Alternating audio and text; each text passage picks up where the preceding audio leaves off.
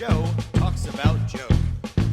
And now, your host, Joe Slepsky. Hello again, everybody, and welcome back to Joe on Joe. It's me, your host, Joe Slepsky, and it's the summer of 1988. You're hanging out.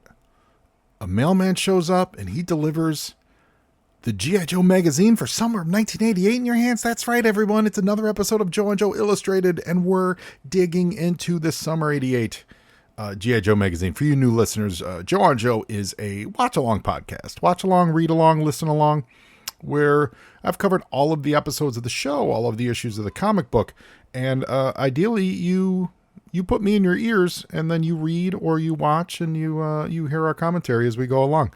That's kind of the point of the show, and I love it, and I love that you're here for it. All you returning listeners, you're the best. Thanks for sticking around. We have one more issue of the G.I. Joe magazine that's coming. That'll be next week. And then there's a couple cleanup issues, and then we're going to launch into our big winter fiesta that I will tease you a little bit each week, but it's very British and it's very exciting. So get ready for that. Big shout out to friend of the show and host of Cyclops is Waiting for Me, friend John Carl, who asked me to moderate a panel last week at the Los Angeles Comic-Con all about making podcasts. Panel was a raging success. Thank you all. Thank you everyone who participated. Thank you everyone who came to the show, to the panel. Just a big shout out to some new friends, some new podcast friends. These are some podcasts that they were on the panel. They're fantastic. They're super successful, and you should give them listens. If you're not listening to 30 Morbid Minutes, What's Good Games, Geekscape, and Geeks Who Like Sports, if you're not listening to those podcasts, you should. Shout out to our new friends over there. And of course, John and Rod run Cyclops is Waiting for Me, which is an amazing X-Men podcast. They did a rewatch of the original X-Men cartoon, and now they're focusing on the X-Men 97 stuff, and just a good listen, great dudes, and that was a really fun crew. So we had a lot of fun over the weekend. Best news from the weekend, G.I. Joe related, is our friend Jeremiah. He said he walked into the show, and the very first thing he saw was like a young kid, maybe 17, maybe 18 years old, walking away from a dealer table with a stack, like a foot tall stack of G.I. Joe comic books. That was uplifting news. We love to see it. I did see a ton of dealers carrying G.I. Joe comics, and that is a big sign. For a good number of years, they just wouldn't have a lot of G.I. Joe books with them. And I don't need any, but I always make a point of checking them out just in case you see what they got. And you never know, if there's a random, some random cover or something you want. And I saw a lot of G.I. Joes in the back issues. There weren't a ton of, for Comic-Con, there were not a ton of comic book dealers, which it bums me out when I say that. But of the ones that were there were a lot of quality ones. And in those dealers, I did see a lot of Joe comic books. So that's really, really good. I saw a lot of G.I. Joe classifieds on sale, and this, like the current stuff, some literally recent re-releases as of a couple weeks ago, but also some stuff from the last couple of years. Not a ton of vintage Joe stuff. Of course, I did meet and see, and I've met him before, and his name's blanking on me, but he runs the Temecula, California G.I. Joe show.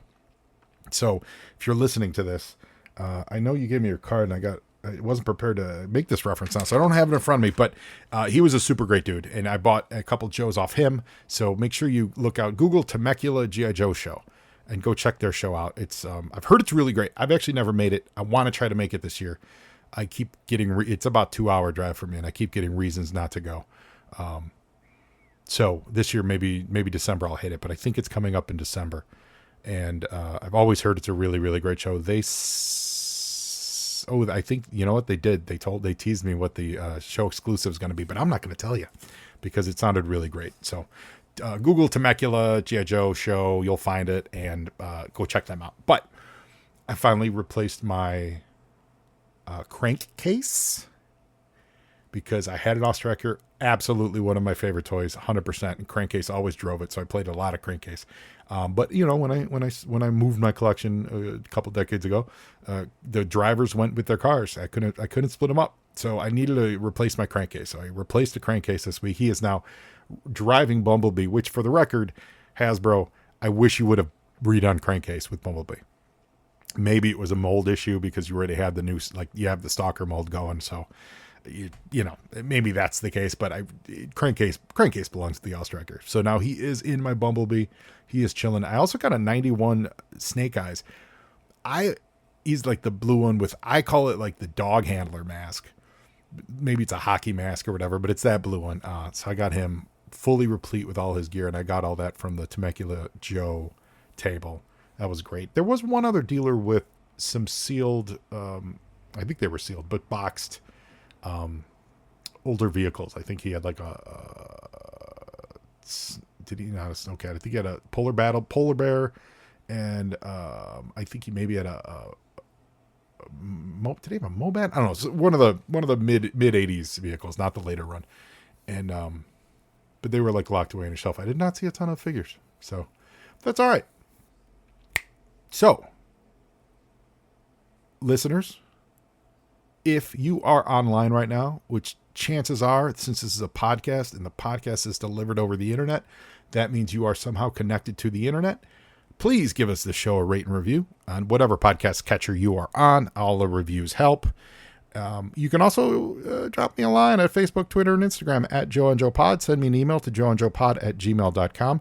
If you aren't so inclined and want to help support the show, you can go to patreon.com/joeandjoepod and sign up to give a little monthly donation to help keep the wheels spinning here at Joe on Joe Central. The other thing you can do is you can give a big shout out to our sponsors, the Movies in a Meal podcast. Now, this weekend, I did see Joker 2, but I actually talk about that on one of our special program that we're going to be dealing with that you're going to be hearing in like a month or two. And so, but that's a later episode, but I don't want to, I don't want to go over the same land. So I'll just say that I watched today, I watched a scary British Santa Claus horror movie called Do Not Open Till Christmas. And it was on Shudder. It was a slasher, and it lived up to its name, and it was fun. And it is a movie that I very much doubt our friends over at the Movies in a Meal podcast have reviewed. But Ben, if you're listening, give it a look. I believe it's called Wait Until Christmas or Do Not Open Till Christmas. And it's a British slasher from, I think, 1984. And it was insane, and the plot made no sense. And when they revealed the killer, I didn't understand who he was in relation to the rest of the characters in the movie. And this is after I watched that movie for an hour and a half. So, awesome. Well, this week, we are getting into the summer, 1988 summer J. Joe magazine. Now, there is a mystery around the cover of this, and I've Googled it. Maybe it's been solved somewhere that I have not found, but no one knows who drew the cover, and also then the interior poster for G.I. Joe 88 summer. So if anyone knows, speak up. It is a very cool, I love it. It's very clean. It is very DC 1980s, early 80s comic book. Like, it could be like Keith Pollard, or you know what? If someone told me a young Bruce Timm drew this, I wouldn't be surprised. It's super clean. You can see, you can Google it. I know on yojo.com they have the full poster. And certainly, we're reading this off of 3djoes.com. They have the PDF of the full poster and the whole magazine, so you can read along. But it's a great poster. It features all the like 87, 88 dudes. They're in a fight over a bridge. Raptors flying overhead. Speaking of Raptor, my classified Raptor ship. That's awesome. It's a good looking poster, and it's super clean in a very 80s style artwork. And I'm looking for some telltale signs to kind of tip me off as to who might have drawn it. I can't place it, but it definitely feels real, like it would really be at home in DC in the early to mid 80s. So I don't know. If anyone does know, reach out. Let me know. Literally, the posts I found online were that it was a mystery. And if it was solved, then I missed those other posts. Speaking of that, Corrections Corner. Last week, I said it was Dusty on the cover. Not Dusty. It was not Dusty in Sandstorm. It was Spearhead and Max. And thank you to Dave Amiot, who is my corrections guru, for catching that. It was not Dusty. And that gets into the realm of I don't know this era as well as I do the earlier eras. I feel like I wouldn't have made that mistake where they've been dudes that I had. I think I have a Spearhead and Max. I think I have a Spearhead. I don't know if I have a Max in my collection. And I don't know that I have that version of Dusty either. But no, it was Spearhead and Max. So I apologize for leading you astray, listeners. So, first page, we get an advertisement for Short Circuit 2. I loved Short Circuit. Short Circuit 2, not as much. There's a reason we never saw Short Circuit 3. Let's just put it that way. But it was heading your way this summer to a theater near you. And they do spell it theatra, which is interesting. Because, it's the same number of letters, ER and RE, but they're using the, more, I guess, Anglophile version of it. Theater. Which really classes up the movie Short Circuit 2 way too much, if you ask me. We've got contents issues. We've got more surfer stuff. I feel like we get a lot of aquatic-based sports adventures. The Joes and the Cobra are in a space race. There's an article about cowboys. We get more Olympic coverage. Well, 88. Yeah, 88 would have been an Olympic year. Totally. Now, this month's, what do they call it? The 10 Hut is Repeater. Well, I know there's a lot of Repeater fans out there. He says, all right, summer's here, school's out, the weather's great, and you're holding the latest great issue of G.I. Joe the magazine. The Joe team keeps working and training all summer, of course, but we do take time off to lie back and read the mag. There are some great stories in this issue, starting with Space Chase about our latest battle with Cobra. This time we fight the snakes in outer space, which I feel like, shouldn't that have worked with one of the earlier space covers? Anyway, then you can read all about modern day cowboys. In Action tells you how gymnastics makes you a better athlete. You can go on an adventure with a river raft guide. And don't forget On Target with special messages from General Hawk about the latest Joe mission. And then we have some Cobra. So he says, have a great summer, Joe team. Relax, enjoy the great weather, and play safe. Yo, Joe, signed Repeater. Repeater was definitely a cool figure. I like Repeater from that era. I like Hit and Run. Shockwave is an all-timer, like for real. Shockwave absolutely would have been in line. I wonder, did they put out Shockwave to keep the copyright for the Transformer Shockwave? Does anyone know the answer to that? We get a Chips Ahoy commercial. And we get a mail call. We've got letters from Marietta, Georgia by Ryan Ricks, Austin Sohn from Laurinburg, North Carolina, Kelvin Nichols from Mustachio, Mississippi. No, what does that say? Montachi, Mississippi. I like to think though that he lives in Mustachio, Mississippi. Josh Taylor out of Chicago, Illinois. Hey Josh, what's up, baby? What part of town? Claire Morey out of Gaylord, Michigan. Philip Lander out of Los Angeles, California. Philip, are you still out here? Are you still in Los Angeles? Can we meet up? Talk some Joe. And Jesse Sutterfield from Queen City, Texas. And Jason. No, he says Jesse.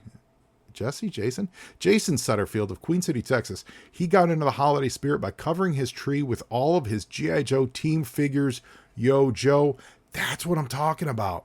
Listen, you dudes with a 3D printer and a business-like initiative, print out Christmas hooks that have pegs for the G.I. Joe backpacks. You then put your G.I. Joes in the Christmas peg and hang them off the Christmas hooks. This is a no-brainer. Someone with a 3D printer, make this happen. I don't know who it is out there that has it, but I know you're out there. You guys are selling G.I. Joe stuff all the time. Make G.I. Joe backpack hooks. Please do. And just send me free ones. You take the idea. I don't care. Just send me free ones. We've also got a letter from, It says, "Dear G.I. Joe magazine readers, because G.I. Joe's out in the field, we can't answer each of your letters personally, but they want to hear from you, so they give you the letter, the address. We've got a Snake Eyes, a kind of a cool Snake Eyes from Matt Erlin from Homewood, Illinois. I know Homewood. I grew up near there. Not terribly near, but not terribly far. And Troy Hendrick from San Bernardino, California, gave us a Jinx. That same great advertisement for the Transformers Pretenders toys. I talked about that last week. That's a good looking ad, man. I don't know about the toys, but that's a good looking ad. We got Archie's promoting a fruit slush mush, and this is the fruit slushies. So looks like it's like what do you call those? Italian ices. That's what it looks like. So on target. So 88 was a presidential year. So it says, "Dear Mr. President, it's an election year, and that means it's time for all Americans to have a say about our future." Very timely, just saying. We've got Michael Dukakis, Jesse Jackson, Vice President George Bush. So it talks a little bit about each of them. And, they're running a contest. So they want you to, send to the Joe magazine one question you'd most like to ask the new presidential candidates. Could be about anything, the environment, Soviet Union, etc., whatever's on your mind. We'll count up all the entries and choose the 5 most popular questions to ask the presidential nominees of both parties. What? They will appear in our winter 1988 issue. Spoiler alert, there will be no winter 1988 issue. There's only a fall. Hold on. There is only a fall issue. I'm just going to real quick double check that. Yeah, there's no winter 1988 issue. So it turns out we're never going to find out the answer to these hot political questions, these hot political potatoes. That's exciting. Speaking of voting, please get out and vote. I do recall that Governor Michael Dukakis lost because he had the temerity to look foolish sitting in a tank. And boy, what a different time it was. That simply sitting in a tank looking foolish would disqualify you from being the president. We are far removed from that. Anyway, it's in the cards. We talk about baseball cards, some Red Sox, Yankees. We talk about basically card collecting, man. Ace slugger Mark McGwire, last year his rookie card was worth 9 cents. Now after his 49 homers last year, it is worth $20. So Mark McGwire was hitting 49 homers in 1987. Do we think that's when he first started juicing? The juice era went another 8 years. So was that his first year juicing? Interesting. Wait, last year was rookie card, so that would have been his second year. No, he wasn't juicing then, I don't think. Well, he may have been. Who knows? But I think he was still skinny in his second year. That's crazy. A rookie Dwight Gooden, he wasn't juicing, he was doing something else, is worth $60, and a rookie Roger Clemens is $80, and a rookie Kirby Puckett, I love Kirby Puckett, $66. Article written by David Azevedo. Oh man, we talk about Summers movies. Big Top Pee-wee. I love Pee-wee Herman. Rest in peace, Pee-wee. Fabulous. Big Top's not great. It's certainly not as good as Pee-wee's Big Adventure, but there's some fun stuff in Big Top Pee-wee, but it's definitely not great. I could see how that kind of put a stop to that run, and then later on he had some other issues. But I love Pee-wee Herman. I thought he was great. And then they talk about the movie Big with Tom Hanks. So the movie Big is about to hit theaters. And in Books for the Beach, they're promoting the story of Jackie Robinson, the bravest man in baseball. Here's a spooky book called Who Knew There'd Be Ghosts by Bill Britton. Journey into a Black Hole by Franklin Branley. And this is is that a fiction or is that, I don't know. I don't know if that's fiction or if that's like nonfiction, like what would actually happen if you went in there. Interesting. In our On Target section, we got General Hawk. This is funny. So he says, what you see below was captured during a raid at Cobra headquarters last month. Those snakes were trying to undermine the morale of the Joe team and all its fans by publishing Cobra magazine. By publishing nice stories about their evil organization, they hope to prove they were just regular guys. Well, we know better, don't we? Remember, always be alert for Cobra Evil plots, signed Hawk. And they have a mock-up of, instead of G.I. Joe magazine, what Cobra magazine would be. It says, Vipers are people too. The subheads are, Cobra Commander, what a guy.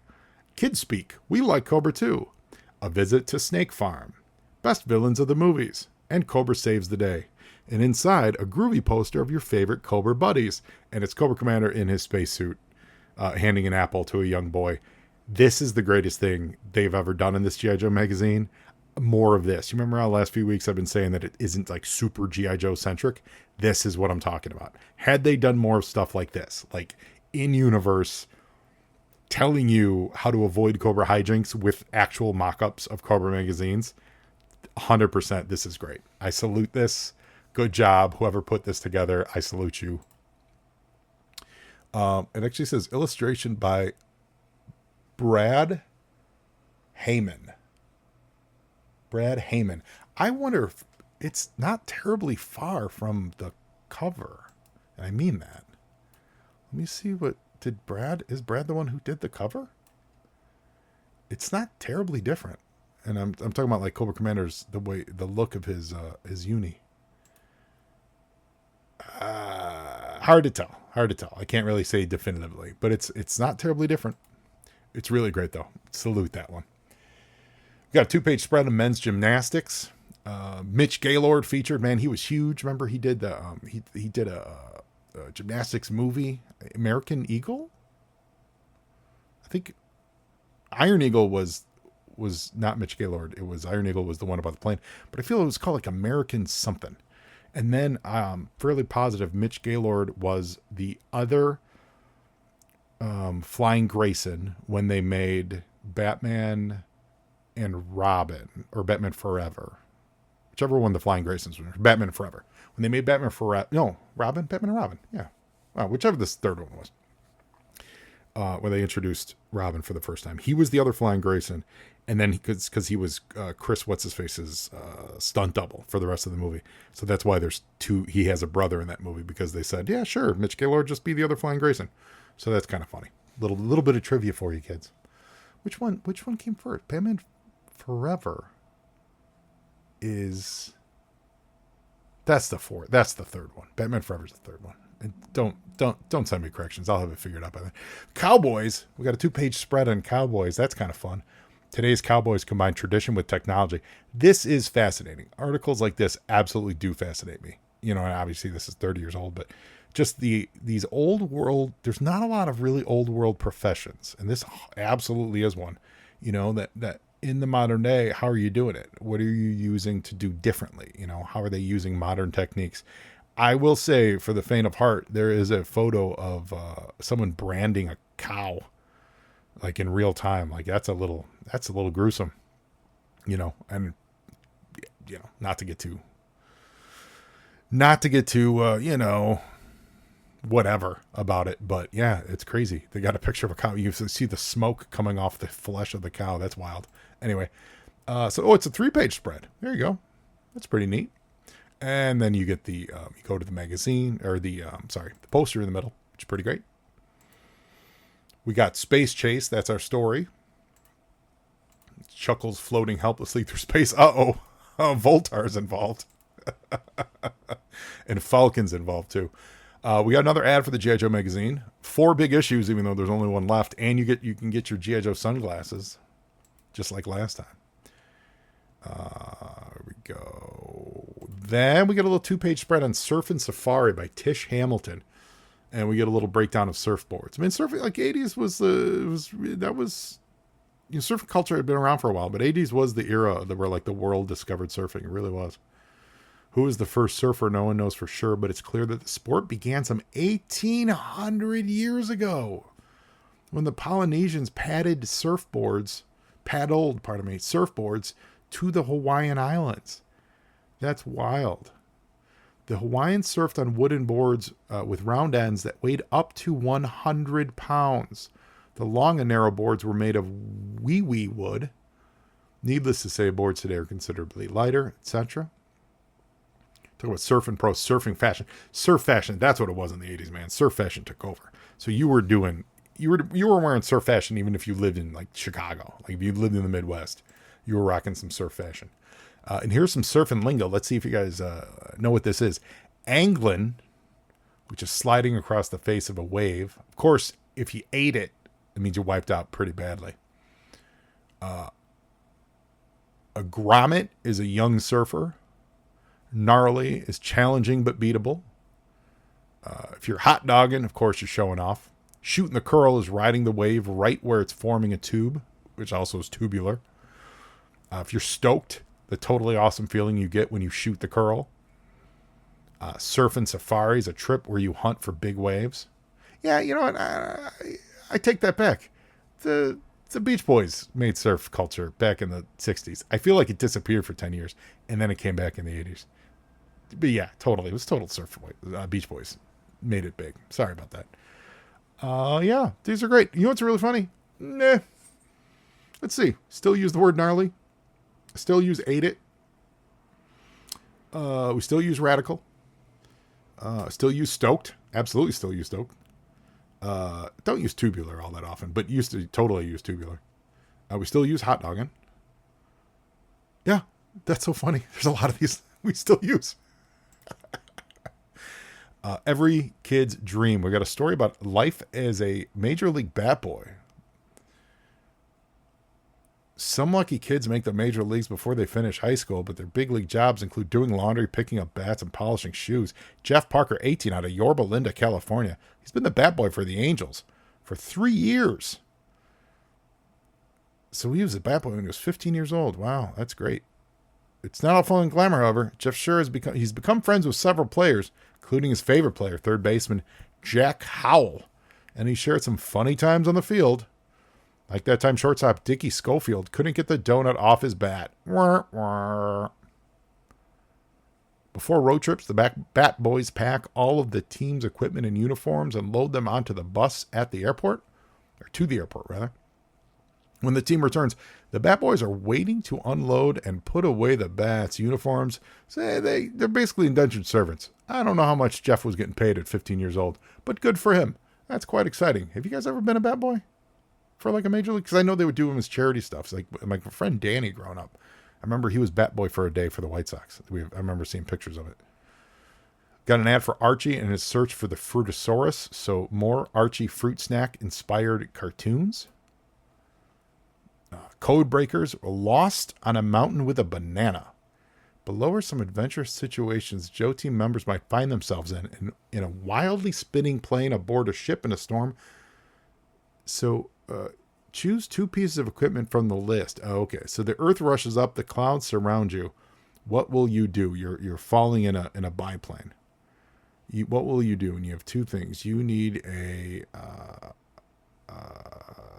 flying lessons. And I have no idea. A ferocious mouth open. The shark is attacking. What do you need? You need swim fins and a knife to stab that shark right in the eye. 10,000 feet up, snowbound in the Alps. Will you survive? What do you need? You need a tent and mittens, I'm going to say, and a knife to stab that Sherpa in the eye. All right, Transformers, join the battle of the century, an exclusive offer here. Join the Autobots in their struggle against the Decepticons with these incredible warriors from Cybertron. Each one, so this is a Transformers mail away like they would do with the Joes. So like the mail away direct figures, so it sounds like surplus stuff. They've got Wheeljack, who is an all-timer, Sunstreaker, all-timer, Thundercracker, all-timer, Reflector, not an all-timer. He was the camera. I wouldn't say all-timer Reflector. You don't get that status. But he did break off into 3 things, though. That's pretty cool. I forgot about that. Yeah, he was like 3 robots in one. That is pretty neat. I take that back. I would totally get a Reflector. That's awesome. So yeah, so you could get these 4. It says it's not sold in any store. I wonder if it's like all together. And it says, it says attach your check or money order. Oh, it looks like they're, I can't see. Print is too small. Gold for the Joes. In honor of the upcoming Summer Olympic Games, the Joe team got together and held a few games of their own. Can you figure out the code below to reveal the G.I. Joe team? So it's who would run these things. So the 100-meter dash, and it starts with an L and an I. So it's got to be Lightfoot, right? The marathon, there's three words with 3 letters each. Who would that be? Marathon. Oh, hit and run. Of course. I was mentioning. Discus. They have discus as Charbroil. Why would Charbroil throw the discus? Archery is Falcon. That doesn't make any sense. The kayak is Chuckles. Doesn't make any sense. Some of these don't make sense, but you can figure them out using the code because there's like an ABC code. So you would plug and play and all that stuff. Judo, of course, that's Budo. That actually makes sense. Who do the vault and gymnastics? Crazy Legs. I guess maybe you give that to him. And swimming for the breaststroke. It starts with an M. Muskrat. See, none of these make sense. This is just filling in Joe names. Take it all back. River rafting guide at the very end. We talk about going river rafting. Never gone river rafting. Been on rivers, but never really river rafting. This is with Marty McDonnell. He's been a river raft guide for 15 years. So since 1973. Oh, man, he's seen some stuff, man. He has helped people hide some drugs, bury some bodies, and hide cartel operatives. He's out of the Sierra Mac River in Sonora, California. And then we get an actual ad for Big Top Pee-wee at the end. And an ad for the New Adventures of Pippi Longstocking. Starring Tammy Aaron as Pippi. So come for the G.I. Joe and stay for the Pippi Longstocking. That's what we always say here at Joe on Joe. So now let's dig into Space Chase. Chuckles floats helplessly in space. Can the Joes save him?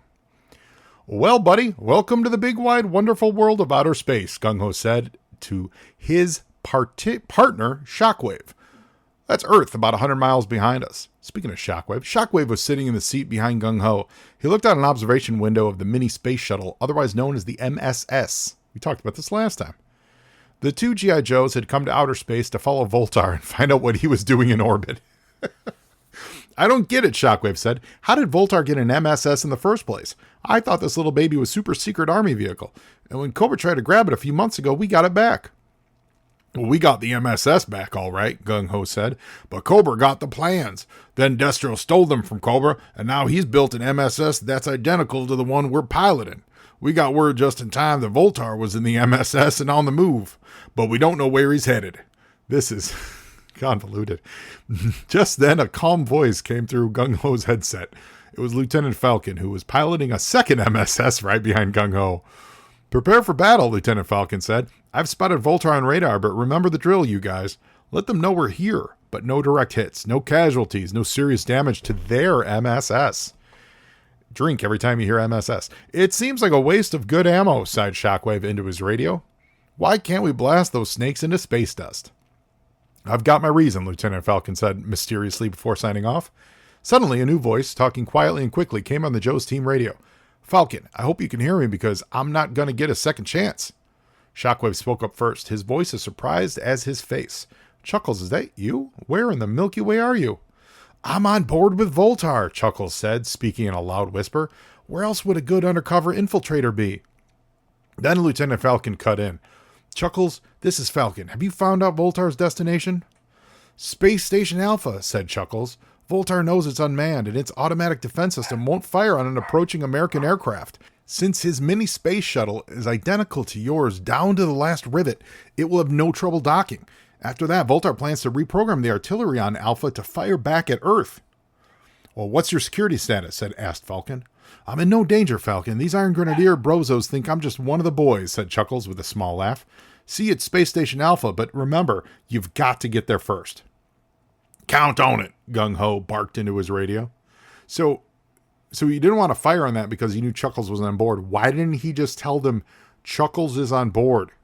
Chuckles turned off his secret radio. He could feel the missiles exploding around the space shuttle, but he knew this wasn't a real battle. The Joes were only pretending. The real battle would be waiting for Voltar when he got to the space station.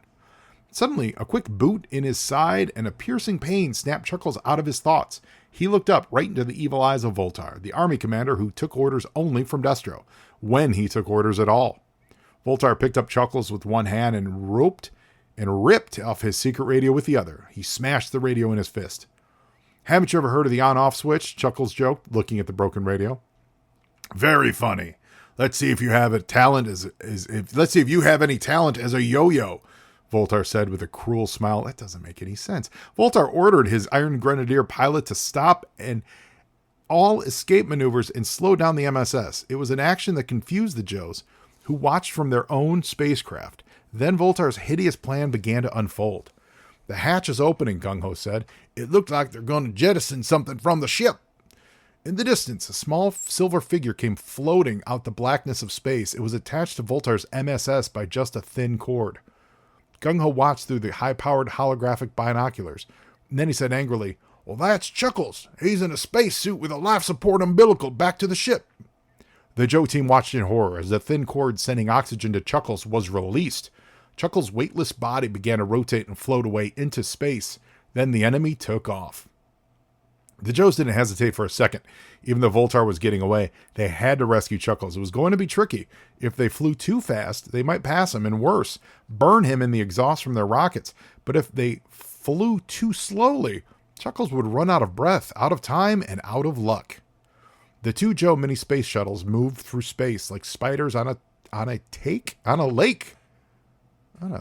Spiders on a lake. Starting, stopping, quick, careful stops. Finally, Falcon moved right under Chuckles and extended a long, stiff rescue pole. "Grab on, soldier," Falcon said. But he knew Chuckles couldn't hear him. He could only hope that Chuckles was still breathing. Suddenly, the motionless man in the spacesuit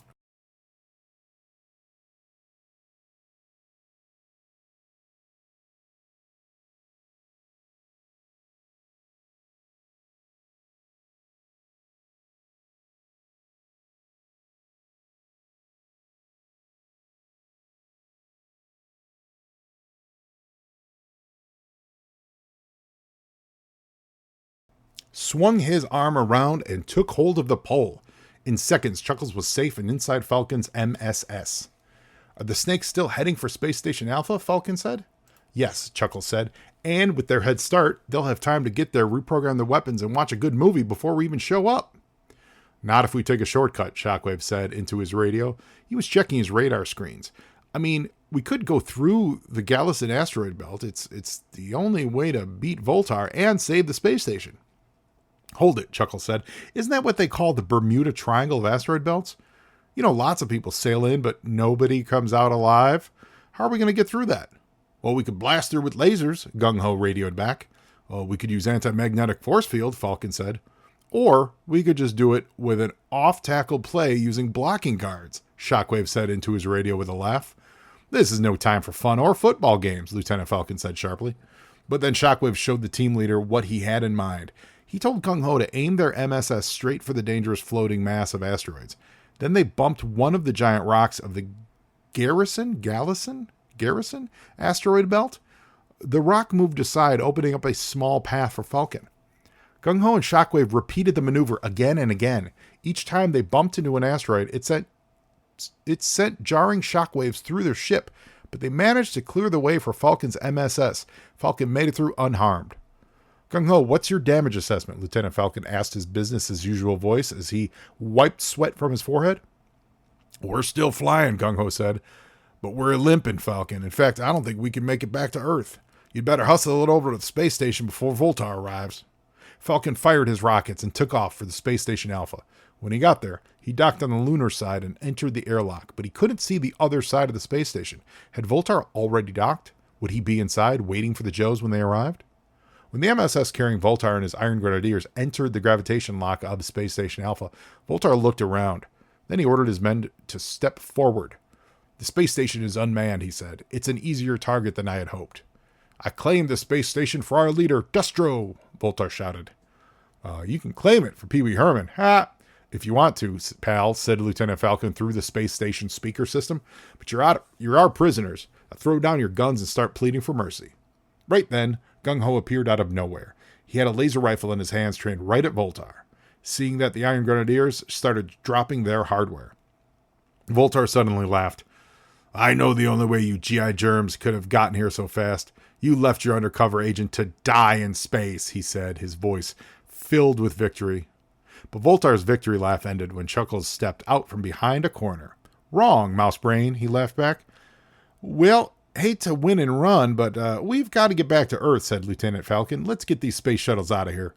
What? You can't just leave us here on this deserted space station, Voltar said.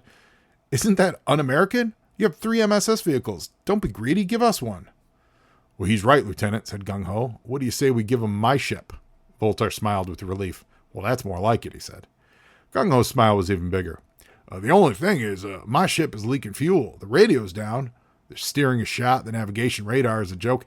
And I ate all the chocolate chip cookies on board, said the Marine. In other words, happy landing, sport, said Chuckles, giving Voltar a slap on the back. Wherever you end up. That was an unexpected ending, guys. I was not ready for G.I. Joe leaving Voltar to die in space. I wasn't ready for G.I. Joe possibly just leaving Voltar on the space station, which was the whole reason they wanted to beat him there in the first place. Why aren't they taking him into custody? That is a crazy ending. I can't approve of it. I don't like it. That is wild.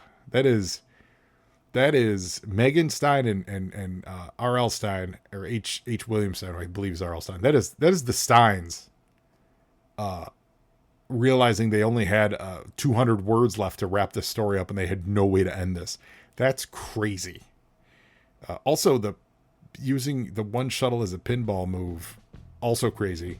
That shuttle would have blown up. There's a lot of craziness going on here. But the craziest thing is the Joes being like, yeah, just die in space. Or we can leave you on the space shuttle, which is the whole reason we were going to beat you here. How about we put you in handcuffs? We scuttle one of those space shuttles in space, and we take 2 space shuttles back. How about that one? How about that? You come as a prisoner. Any hoots. Always exciting here at the G.I. Joe magazine that we cover on Joe on Joe. I hope everyone enjoyed it. We'll see you next week for the final issue of G.I. Joe the magazine. And now you Joe, and Joeing is half the battle.